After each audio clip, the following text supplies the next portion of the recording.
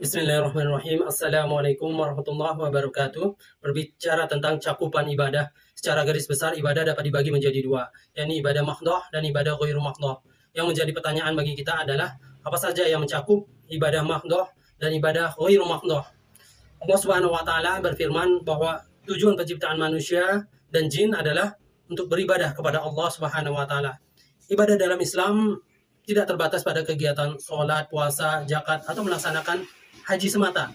Namun ibadah ini bisa mencakup keseluruhan kehidupan seorang muslim, yang mencakup ibadah mahdhah maupun ibadah ghairu mahdhah.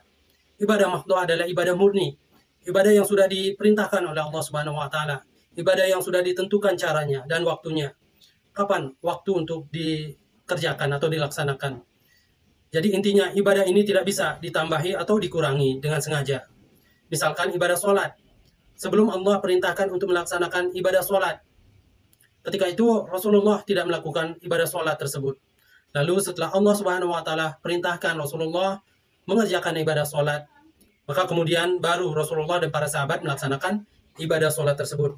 Begitu juga ibadah puasa, zakat, dan haji dilaksanakan setelah ada perintah dari Allah Subhanahu wa taala. Sebagaimana yang dikatakan oleh Syekhul Islam Ibnu Taimiyah bahwa ibadah mahdhah asalnya haram untuk dikerjakan kecuali yang sudah disyariatkan, kecuali sudah diperintahkan dan sudah dicontohkan oleh baginda Rasulullah SAW. Sedang ibadah ghairu mahdhah adalah aktivitas yang diniatkan untuk mencari keridhaan Allah Subhanahu wa taala.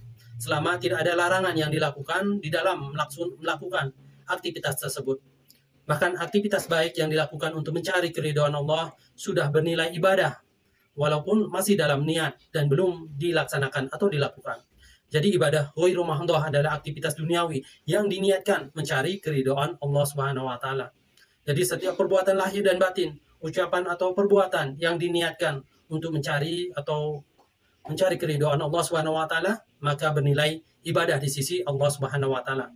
Sehingga ibadah dalam Islam ini mencakup cakupan yang sangat luas, yakni seluruh aktivitas kehidupan seorang muslim selama 24 jam bisa jadi ibadah selama dimaksudkan untuk mencari keridhaan Allah Subhanahu wa taala.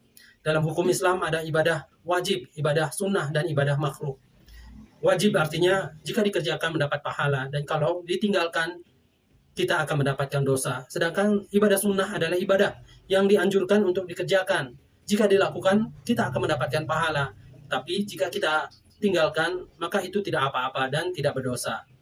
Dan aktivitas mubah adalah perkara yang netral di dalam agama, tidak haram namun juga tidak wajib untuk dilakukan. Akan tetapi justru dalam perkara mubah inilah seorang mukmin atau seorang muslim mendapat kesempatan yang sangat besar, sangat luas agar seluruh aktivitasnya bernilai ibadah di sisi Allah Subhanahu wa taala. Demikian itu karena dibandingkan dengan ibadah yang lain, perkara yang mubah ini jauh lebih banyak waktunya, jauh lebih beragam aktivitasnya. Dengan niat lillahi ta'ala, setiap perbuatan yang mubah akan dinilai sebagai ibadah oleh Allah Subhanahu wa taala. Misalnya, makan dan minum jika ditujukan untuk mencari keridhaan dari Allah Subhanahu wa taala, mengikuti contoh yang dicontohkan oleh Rasulullah, maka akan bernilai ibadah. Berolahraga jika ditujukan untuk mencari keridhaan Allah, maka akan bernilai ibadah. Bahkan tidur pun akan bernilai ibadah jika ditujukan untuk mencari keridhaan Allah Subhanahu wa taala.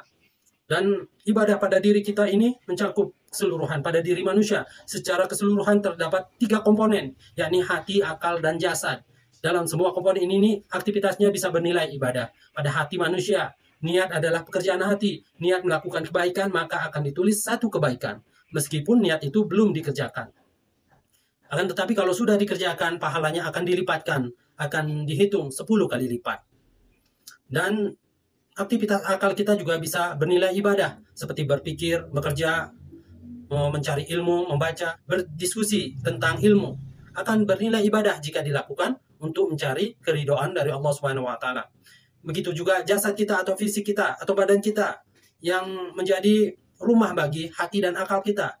Jika digunakan dengan niatan untuk mencari keridhaan Allah Subhanahu wa taala, maka itu akan dinilai sebagai ibadah. Jadi dengan ibadah mahdhah dan ibadah ghairu mahdhah ini, ibadah bisa mencakup keseluruhan kehidupan seorang muslim. Demikian, wabillahi taufiq wal hidayah. Wassalamualaikum warahmatullahi wabarakatuh.